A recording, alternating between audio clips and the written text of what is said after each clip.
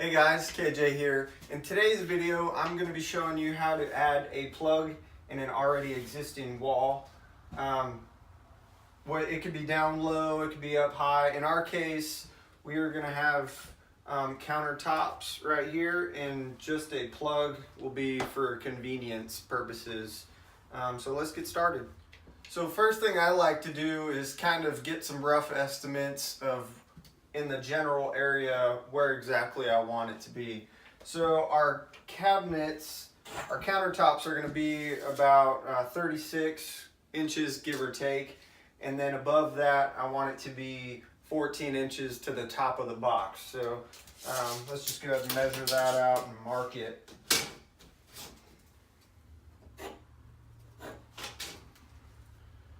And then 14 inches above.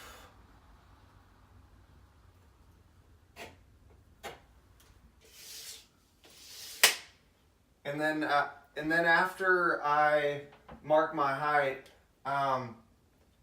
if you have a stud finder, you can go through and find where your stud is. But in my case, I don't have a stud finder, so hopefully I get lucky and I can use my magnet to find the screw heads, and that'll tell me where the studs are. So you might be fishing around for a little while. And like I said, you might get lucky.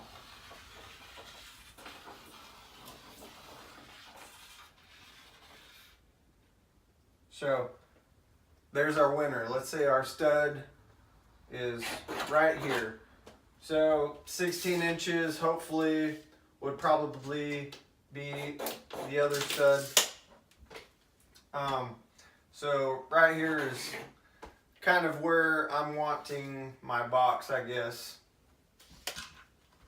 So the next thing that I do is I get my box and I turn it around backwards and line up the top of my box and just kind of lightly mark all four corners.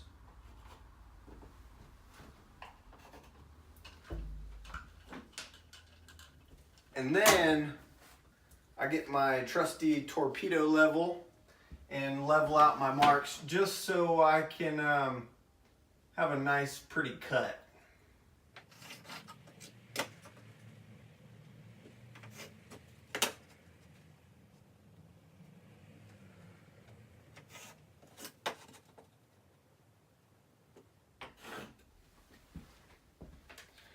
So that is where our plug will be.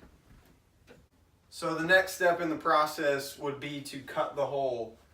In my case, I have me a multi-tool, I guess you would say. Some would call it oscillating saw, whatever it's called. If you're not as lucky, you could use a rock saw and cut in, and it'll take a little longer, but this is really easy.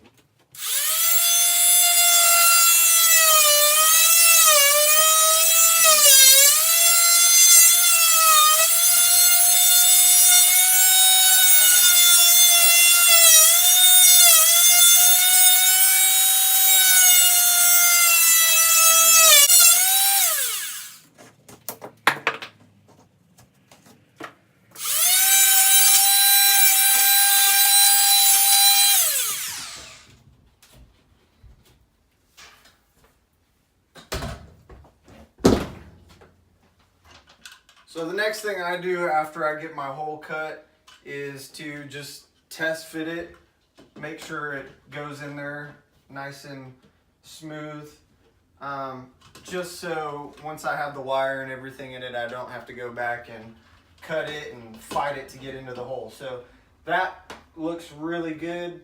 The next thing is to go up in the attic and drill a hole and drop my wire. Alright, so the next step is to fish the wire up through the wall and out the hole. In my case, it was easier to tie into the circuit underneath the house than it was in the attic. So what I did is I drilled a hole up through the wall, inside the wall, and I pushed the wire up because I'm working alone. So now that the wire's in the wall, I have to see if I can stick something down there and pull it up.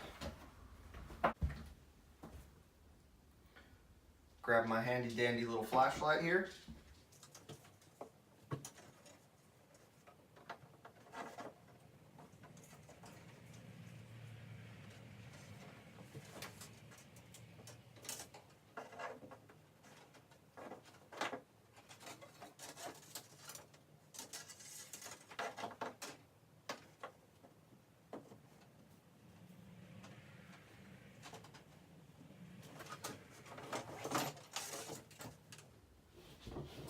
Ta-da!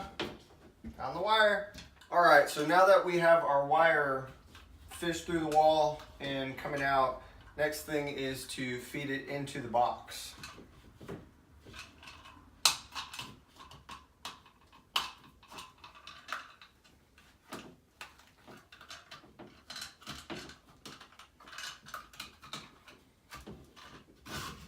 And don't be afraid to give yourself a little bit of extra wire, because short wires suck. And then just slip it in there. And if you have a drill, just tighten it up, but don't tighten it too tight. Just enough. All right. So next step is to strip the wire and wire in your outlet.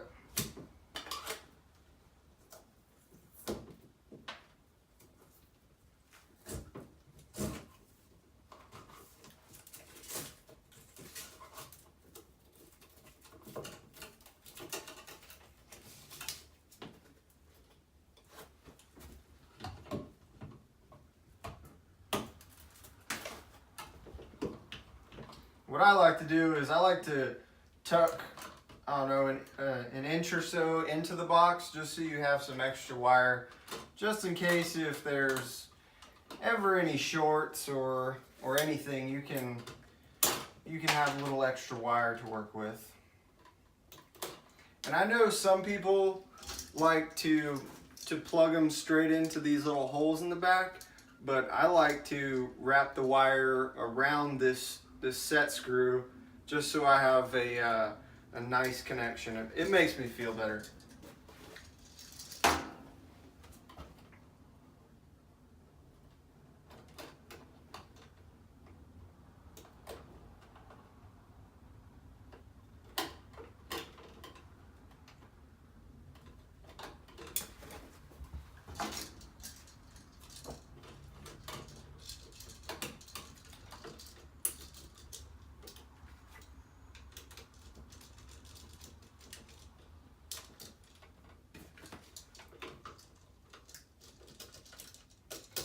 And some of you might be wondering why some of the set screws are silver and some are bronze. The bronze ones are always the hot and the silver ones are the neutral. Just in case if you're wondering. Some people might be confused about it. And I like to tighten down the set screw that's sticking out, just because it makes me feel better. That way I can sleep at night.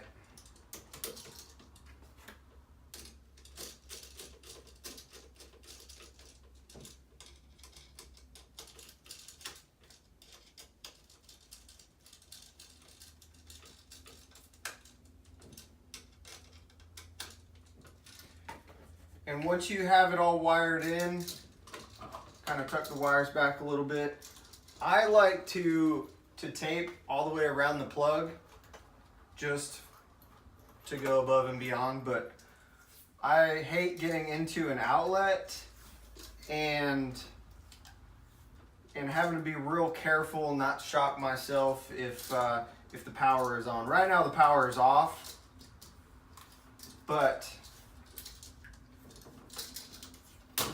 like I said, tape is always nice.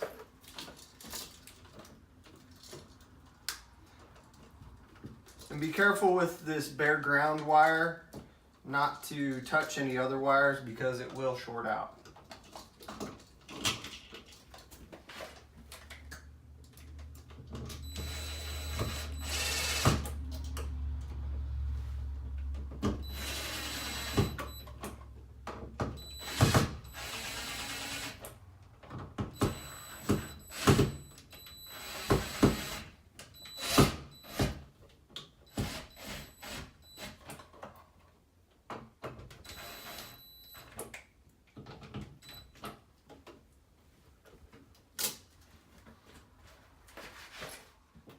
So I forgot one extra step that you have to do. It's to cut off these little tabs. So I'm going to go ahead and take this back out.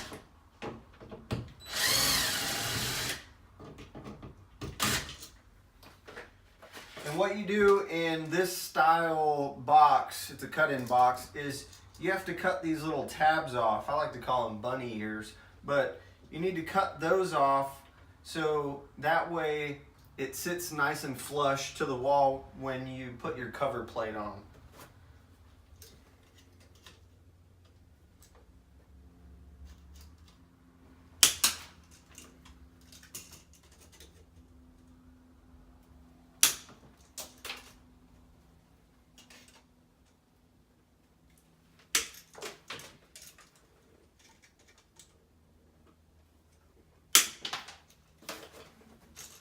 So we'll go ahead and just tuck that back into this wall, being real careful with that ground wire.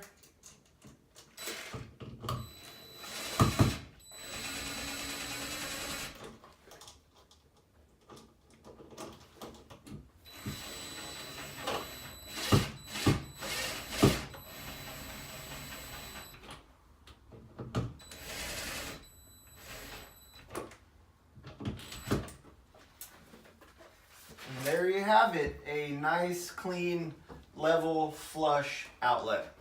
Thanks for watching.